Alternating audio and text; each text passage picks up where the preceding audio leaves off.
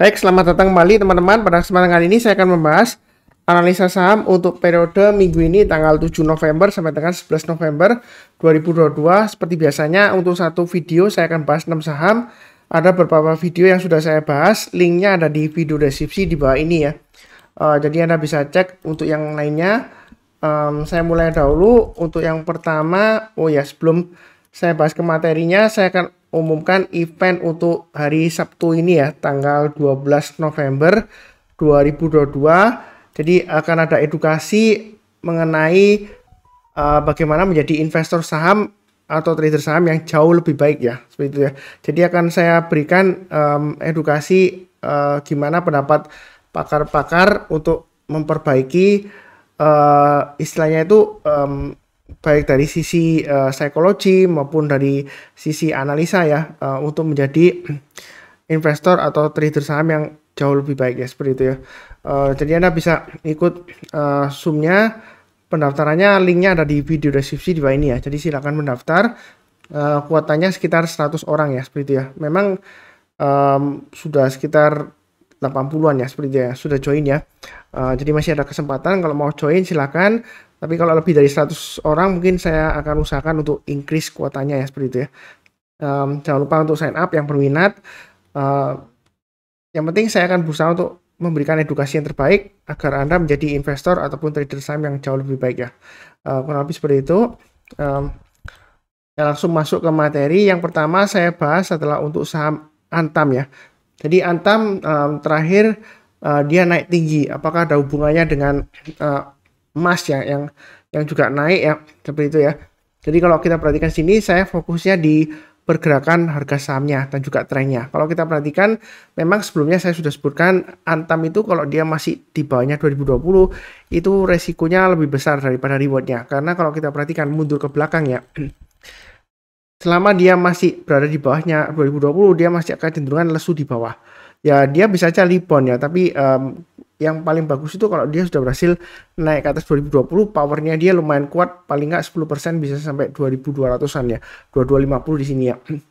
Memang sebelumnya di sini gagal Pak Sunar, hanya sampai ke high-nya di sekitar 2150, tapi menurut saya sih masih tetap sama pendapat saya. Tapi kalau mau buy sekarang, ini sudah saya berikan area buy weakness yang di bawah 2020 ya. Kalau mau nyicil buy, kalau dia berhasil naik ke atas 1840 itu paling cepat ya. Kalau mau cepet-cepet ya, kita buy atau naik ke atas 1900 ya. Jadi yang terakhir sudah ditutup di atas 1900 ya. Kalau yang mau buy silahkan, tapi buy-nya jangan terlalu banyak. Kenapa? Yang pertama arahnya MA20 itu masih mengarah ke bawah.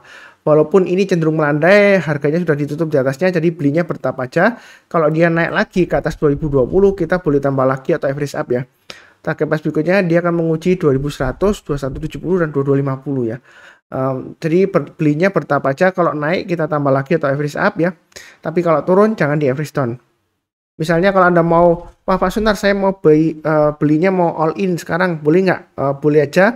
Anda pasang stop lossnya bertahap, pasang di 1840 dan 1760 ya. Jadi kalau turun di bawahnya 1760 lebih baik jual dulu semuanya, karena dia ada kemungkinan bisa turun lagi, bisa lebih dalam ya. Karena ini kalau kita perhatikan 1840 itu area buy weakness yang awal ya. Jadi kalau dia gagal ya lebih baik jual dulu ya, seperti itu ya. Jadi mau buy sekarang boleh aja, buy-nya bertahap. Kalau dia naik boleh pakai acuan garis saya atau belinya bertahap ya. Setiap kelipatan Rp50 atau Rp100 kalau dia naik kita boleh tambah lagi atau average up ya. Kurang lebih seperti itu untuk Antam. Berikutnya untuk Inco. Jadi Inco kalau kita perhatikan untuk weekly chart-nya di sini area buy weakness-nya sekitar 6625. Ini sudah saya berikan gambarannya ya. Jadi Anda bisa tunggu di 6625. Artinya buy weakness itu kalau dia turun berhasil rebound mantul ke atas ya, ditutup di atasnya kita barusan buy. Jadi Inco ini menarik, kalau mau buy silahkan. Buy-nya bertahap juga sama ya. Setiap kelipatan Rp50 atau Rp100 kita boleh tambah lagi atau average up ya. Itu untuk Inco ya.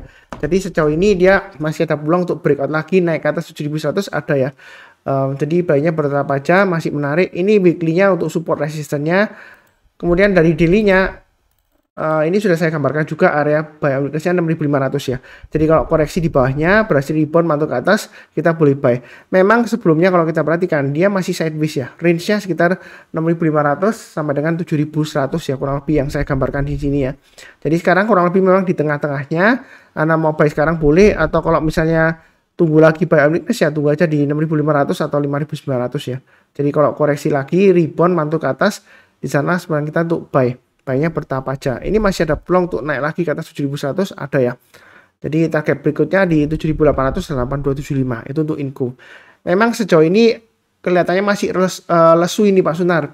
Ya memang, tapi ini kalau kita bicara mengenai jangka menengah dan jangka panjang untuk Inco ini masih ada peluang karena setahu saya untuk ekspor biji mentah untuk hasil tambang nikel ya itu masih dilarang, jadi harus diolah dulu ya. Jadi kita akan mendapatkan nilai tambah ya. Saya yakin sih kedepannya untuk Inco ini masih cukup menarik ya, walaupun fluktuasinya masih cukup tinggi juga ya seperti itu ya. Kurang lebih cukup ya untuk Inco. Berikutnya untuk MDKA. Kalau kita perhatikan MDKA weekly chartnya di sini gimana ini Pak Sunar untuk MDKA. Jadi kalau kita perhatikan dia akan menguji resisten di 4.000 ya untuk dalam minggu ini ya. Jadi kalau yang belum punya, kalau dia sudah berhasil naik ke atas 4.000, kita boleh buy, atau kalau mau tambah lagi yang sudah punya ya atau average up silakan ya kalau sudah berhasil naik ke atas 4.000. Jadi area buy on weakness-nya saya kasih dua ya, 3730 dan 4.000 itu untuk MDKA. Kalau misalnya sebelumnya ketinggalan kita tunggu aja, kalau minggu ini dia naik ke atas 4.000 kita buy-nya bertahap aja. Berikutnya kalau mau tambah lagi atau average up setiap kelipatan Rp50 atau Rp100 ya, target price berikutnya di 4.500 itu resisten terdekatnya. Nah itu untuk weekly chartnya. Kemudian untuk daily chartnya ini gambarnya sudah saya gambarkan juga ya.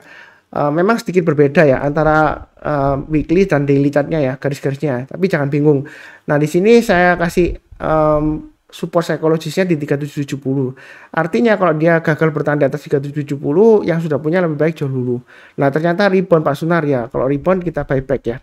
Karena kadang-kadang kalau kita bicara mengenai analisa di saham ya, kalau dia turun, ternyata besoknya naik, itu belum tentu analisa kita salah, enggak ya, seperti itu ya. Memang support psikologisnya di 3770 ya. Sebelumnya dia naik, berhasil, kemudian gagal lagi. Ini naik, berhasil, naik ke atas 1.900 gagal lagi. Nah di sini apakah dia bakalan gagal lagi, kita nggak akan pernah tahu pasti ya. Jadi strateginya yang belum punya boleh buy on weakness tunggu di 3770 atau 3.900 ya. Artinya kalau dia koreksi rebound mantul ke atas menjelang penutupan atau besok paginya kita boleh buy. Nah kalau buy on weakness nggak dikasih, kita buy high sell higher. Jadi naik ke atas 4.000 kita buy-nya bertahap aja. Boleh pakai acuan setiap kelipatan Rp50 atau Rp100, kita tambah lagi average up atau menggunakan garis-garis yang sudah saya berikan di sini ya. Jadi 4140 ke atas kita boleh tambah lagi atau average up, target price berikutnya di 4.400 dan 4.500. Jadi trading itu lumayan mudah kalau sudah ada acuannya, di mana kita pasang trailing stop, di mana kita pasang stop loss-nya. Jadi kalau dia berhasil naik lagi, kita boleh tambah lagi atau average up ya, istilahnya seperti itu ya. Kurang lebih sih cukup ya untuk MDKA ya. Jadi dia memang sebelumnya dia turun, ini sudah lumayan sideways, kemudian dia sudah breakout ke atas ya. Jadi masih ada harapan, apalagi sentimennya hari Jumat emas naik tinggi ya, melambung ya. Mudah-mudahan aja dia rebound lancar ya. Kurang lebih cukup untuk MDKA. Berikutnya untuk TINS. Kalau kita perhatikan di sisi ini untuk TINS dia masih lesu di bawah ya. Jadi biasanya sih kalau saham Antam, Inco, MDKA mulai rebound nggak lama lagi biasanya ya, tapi nggak selalu ya. TINS juga ikutan. Jadi ini masih di bawah 1385, sebenarnya masih resiko sideways ya. Resisten 1385 ini cukup kuat ya, dalam arti dia dari weekly-nya dia ditembus ke atas tapi nggak lama lagi dia terkoreksi ya. Memang sempat high tapi dia koreksi ya, seperti itu ya.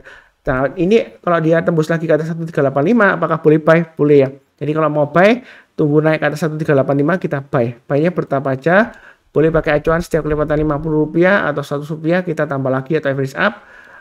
Target price-nya di 1530 atau 1615 ya. Nah, seperti itu ya. Ini resisten berikutnya untuk TINS. Ini grafik weekly-nya atau mingguannya support resistennya. Kemudian dari daily chart-nya kalau kita perhatikan ini tetap ya garis-garisnya 1350. Kalau dia sudah mulai rebound ke atas, yang mau cepet-cepet mau buy silakan, atau kalau mau tunggu sekalian naik ke atas 1400 kita buy ya. Mungkin ada yang bertanya, oh Pak Sunar, naik ke atas 1400 ini resistennya cukup kuat loh ya. Sebelumnya di sini dia naik kemudian turun. Ini sebelumnya di sini juga nyentuh 1400 high-nya kemudian dia koreksi malah lower low ya. Nah di sini kalau dia naik ke atas 1400 nanti jangan-jangan turun lagi. Memang dia kecenderungan masih sideways tapi dia sideways-nya itu di arah bawah ya. MA20-nya sebelumnya kan mengarah ke bawah. Jadi kita buy-nya bertahap aja. Kalau dia naik ke atas 1400 yang mau buy high sell higher silakan. Naik lagi ke atas 1450 tambah lagi atau average up ya. Jadi belinya bertahap.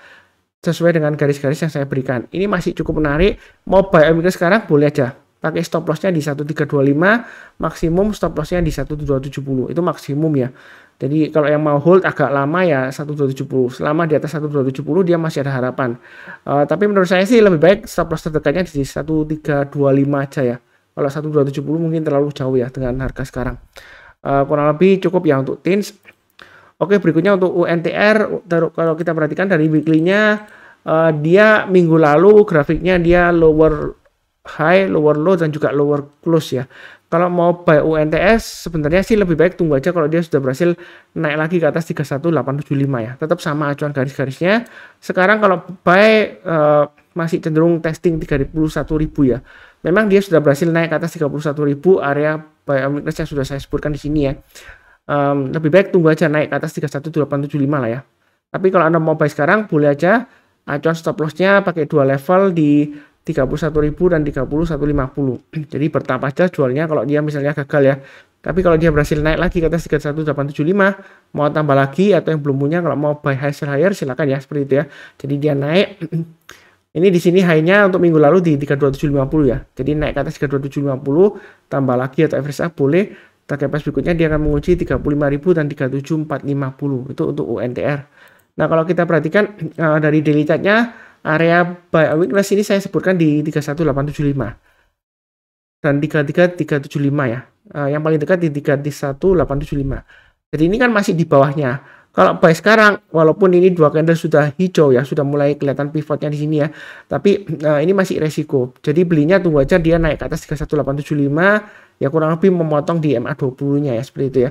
Tapi buy-nya bertahap aja, karena MA20-nya masih mengarah ke bawah, jadi naik lagi setiap kelipatan 100 rupiah atau 500 rupiah kalau dia naik, kita boleh tambah lagi atau average up ya. Itu untuk UNTR. Dia akan menguji resisten 33375 setelah 31875. Kalau dia naik lagi, kita boleh tambah lagi atau average up, target price berikutnya di 35.000 dan 36.200. Jadi garis-garis yang sudah saya berikan ini lumayan rapi lah ya acuannya untuk average up. Memang di sini Pak Sunat dia naik, kemudian di sini gagal loh. Ini 1, 2, 3 loh ya. Ya kita jangan terlalu kaku. Kalau sebelumnya dia gagal, belum tentu kali ini kalau dia breakout dia gagal lagi turun, belum tentu. Ya tapi tentu saja belum tentu berhasil juga. Jadi buy-nya paling cepat kalau mau tunggu naik ke atas 31875. Mau buy langsung sekarang, hari Senin langsung buy, boleh aja pasang stop loss-nya di acuannya low-nya hari Jumat ya. Jadi 30.400, kalau dia turun di bawahnya 30.400 ya. Turun di bawahnya itu jual dulu, turun di bawahnya 30.150 jual dulu semuanya. Itu kalau trading. Kalau fundamentalnya sejauh ini sih masih cukup menarik ya, seperti itu ya. Tapi di sini yang perlu diperhatikan, kalau dia sudah turun lagi di bawah 30.300, ada kemungkinan dia bisa turunnya jauh ya, karena area sideways sebelumnya itu dia di 27.700 ya. Garis support berikutnya di bawah ini ya.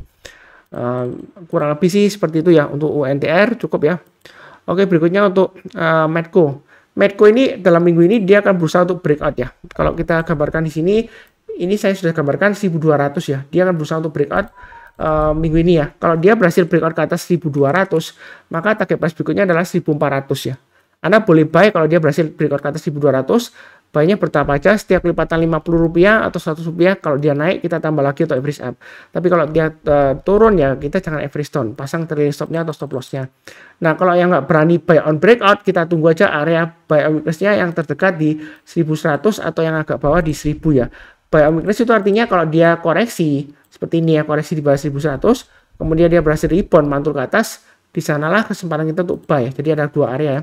Sebelumnya saya gambarkan di 900 ya. Harusnya yang ngikutin saya sudah buy di sini ya, karena sudah saya gambarkan kalau dia turun berhasil rebound mantul ke atas, di sanalah sebenarnya kita untuk buyback ya. Itu area buy weakness-nya.